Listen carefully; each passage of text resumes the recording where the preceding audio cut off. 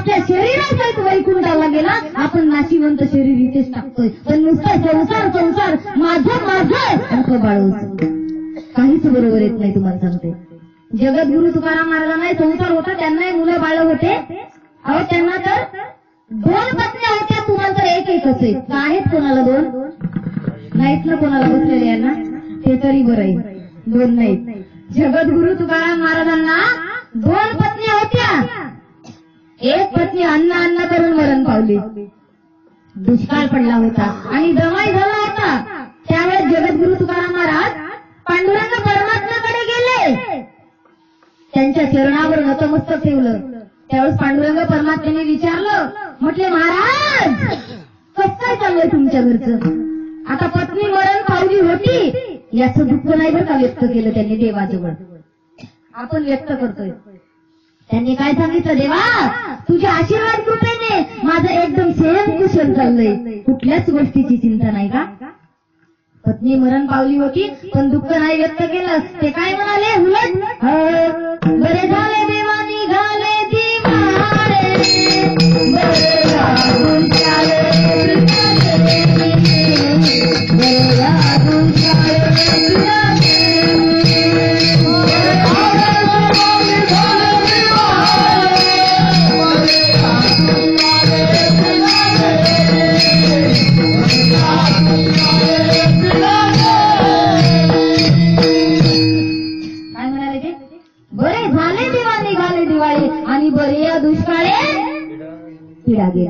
बरं झालं देवा म्हटले, दुष्काळही पडला होता आणि माझ्या पाठीमागे जी पीडा होती ना म्हटले, पत्नीला म्हटले ते पीडा गेली म्हटले. ते आता बरं झालं, मला चांगल्यापैकी परमार्थ साधना करता येईल म्हटले. आता भंडारा डोंगर, घोराडे डोंगर, भामचंद्र डोंगर या ठिकाणी जाईल आणि ती पीडा आता माझ्या पाठीमागे येणार नाही म्हटले. कुठं येत होती म्हटले. तुम्ही म्हणाल का हो देवा माझी पत्नी मरण पावली, आता पीडा गेली, मी चांगल्यापैकी परमार्थ साधना करतो म्हणाल का? नाही. 6 महिन्यात दुसऱ्या लग्नाची तयारी. पण तपश्चर्या करणार आहेत, काही तर करतो बाबा, चला वाळवंटाला तपश्चर्या. बरं झालं पाठीमागची पिढा गेली. अहो दुसरी करण्याची तयारी 6 महिन्याची आत. तुम्ही कसली तपस्या करणार? हे जगद्गुरु तुकाराम महाराजांना सांगते, इतका संसार आपल्याला अत्यंत प्रिय आहे, सर्वच प्रिय आहेत संसारातले. पण त्यांना वाटलं बरं झालं आता मी चांगल्यापैकी परमार्थ साधना करेन.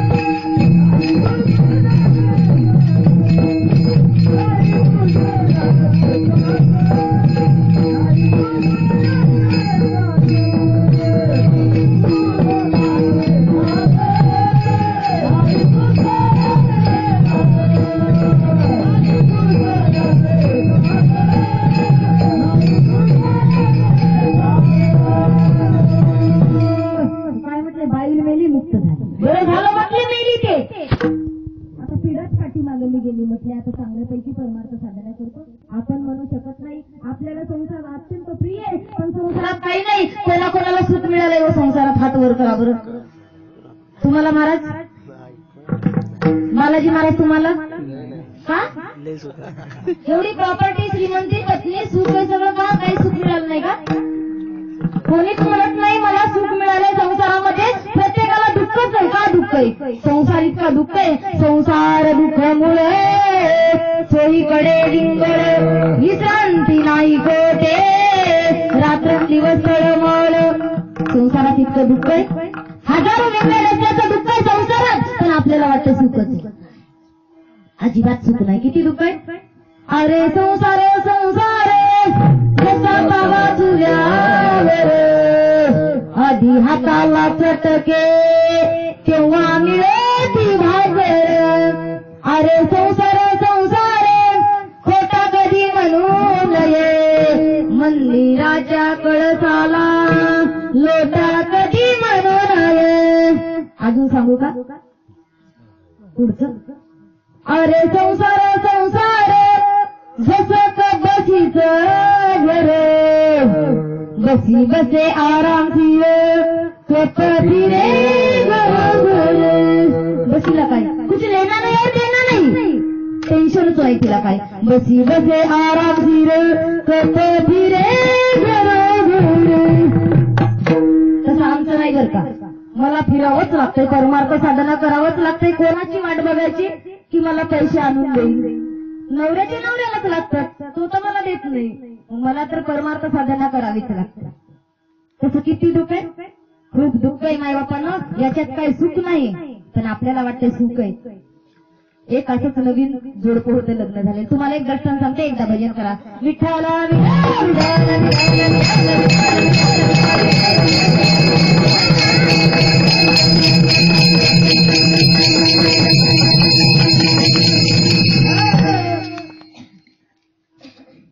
थोडे टाळ्या वाजवत जा.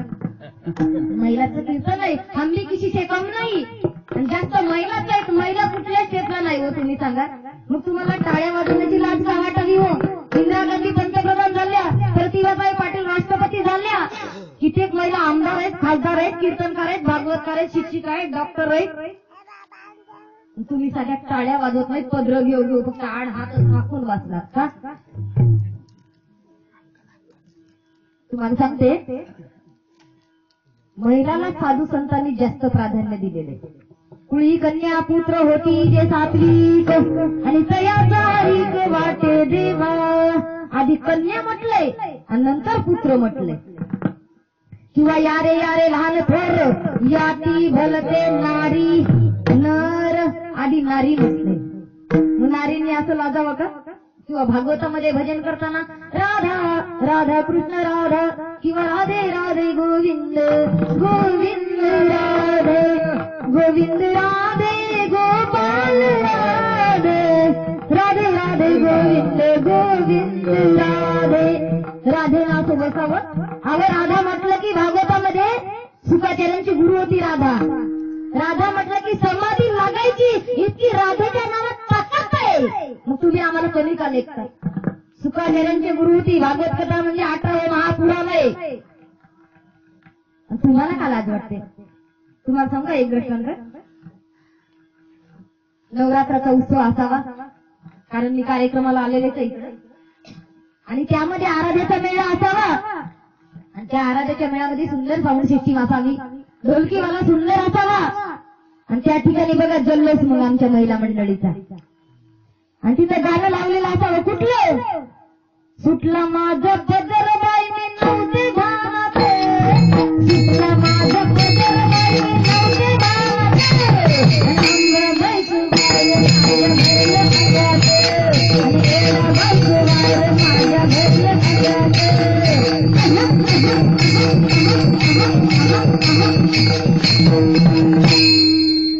मग पहा ते केस अस्ताव्यस्त झालेले गर्र गर्र गर्र गर्र गर्र गर्र फिरतात. दुसऱ्या महिने येऊन कमरेला पदर खोसावं लागतं. मला एक सांगायचंय, अहो साधू संतांचं आयुष्य गेलं हिमालयामध्ये तपस्या करून, केसाच्या गटा वाढल्या, नकाच्या चुमडी झाल्या, आणि तुम्हाला कुठे एक चुटका म्हणलं की आधी मायाशक्ती आली का? आमचं आयुष्य चाललं ना, आम्हाला वाटत नाही का आमच्याकडे यावं म्हणून? इतकी परमार्थ साधना चालू आहे, वयाच्या 13व्या वर्षापासून परमार्थ साधना करते. मला वाटत नाही आधी माया शक्तीनं माझ्याकडे यावं. एक दिवस सोंगाई करून बघितलं, केसही सोडले, त्यांचे मान दुखू लागले, पण ते आलीच नाही. तिने कुठं एक चुटका म्हणलं की एवढी भक्ती झाली काय तुमची? सकाळी संडे हो या मंडे, रोज खाऊ अंडे, सकाळी असते सुरुवात, आमंत्रण असतंय सकाळी, हाडकं बिडकं फोडून यायची, तिथं गर्र गर्र गर्र गर्र. इथं फक्त भजन करायचंय देवाचं, फक्त म्हणायचं विठ्ठल, इथं काहीच दुसरी याचं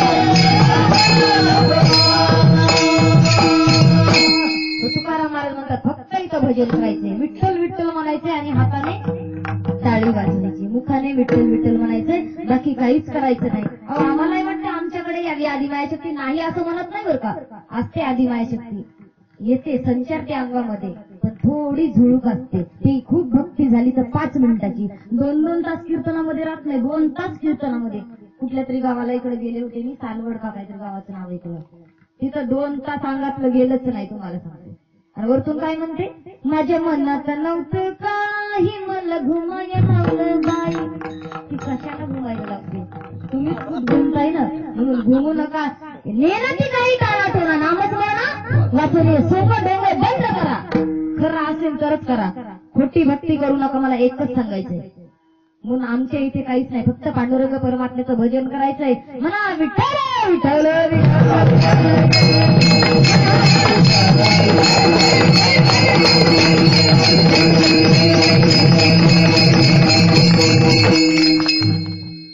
हातावर घे इकडे, अहो मला हात इकडून तिकडे घेऊन द्यायचं म्हणले का विठ्ठल विठ्ठल. तुम्हाला सांगू ना मायबाप, या जन्मात जर विठ्ठल विठ्ठल नाही म्हणलं, भगवंताने सुंदर हात दिलेत, मुख दिले म्हणण्यासाठी, टाळ्या वाजवण्यासाठी सुंदर हात दिलेत.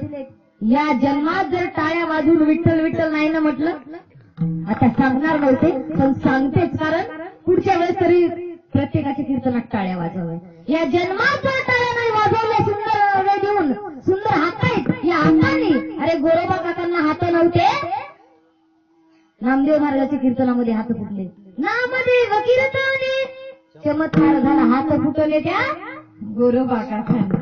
विठोबाने बाळ दिले कुंभाराला, कुंभाराने बाळ उडविले पायी. सूर चाललाय तुम्हाला सांगते, नवलाची गोष्ट ऐका सके बाई. गोरोबा काकांना हात फुटले, रडू लागले, देवा मला हात नाही, इथून सुंदे. तितक्यामध्ये नामदेव महाराजांच्या कीर्तनात हात फुटले. या जन्मात जर टाळ्या नाही ना वाजवल्या मायबापांना, न जाणो पुढच्या जन्मात बर बाजारात टाळी वाजवण्याची वेळ तुमच्यावर आली नाही पाहिजे, कळलं का.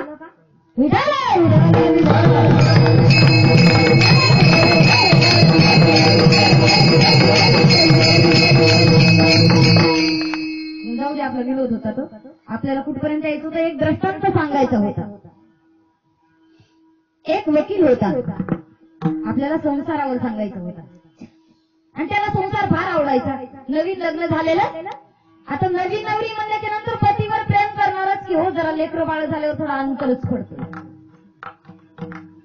पण नवीन नवरी प्रेम करते पतीवर, ती म्हणायची ड्युटीला जात असताना तुम्ही थोडं लवकर येत जाओ, मला फार भूक लागते हो. तो म्हटलं हे ठीक आहे, सर्वांना सांगायचा मी घरी गेल्याशिवाय माझी पत्नी अन्न पाणी सुद्धा ग्रहण करत नाही, इतकं प्रेम माझ्यावर करते. माझे आई वडील सुद्धा इतकं प्रेम करत नाही, पण माझी पत्नी फार प्रेम करते. नवीन नवरी होती. साधू संतांनी सांगावं बाबा हे चुकीचं आहे, कोणीच कुणाचं नाही, नाही कुणाचे कुणी, तुझे नवे रे कोणी, अंतिल जाशील एकल प्राण्या, माझे माझे मननी, बहीण कुणाची, भाऊ कुणाचे, कोण कुणाचे, सुखी सोयी नेल्यावरती सर्व राहिले तुझतील धागे डोळे, प्राण्या मायेचा बाजार, प्राण्या मायेचा बाजार. कोणीच कोणाचं नाही बाबा, मायेचा बाजार या, माझं माझं ते बाळवचं, कोणीच कोणाचं नाही. पण ऐकायलाच मानायलाच तयार नाही. ठीक आहे म्हटलं, तुम्ही सांगताय तर आज मी बघतो माझ्या घरची वस्तुस्थिती. पत्नीला सांगितलं, हे बघ आज मला येण्यासाठी उशीर होईल थोड्या ड्युटीवरनं, तू जेवून घे. ती म्हणाली नाही, तुम्ही थोडं लवकर येत जाओ, मला फार भूक लागते. तो म्हणला ठीक आहे येतो. निघाला पुढच्या दारावर,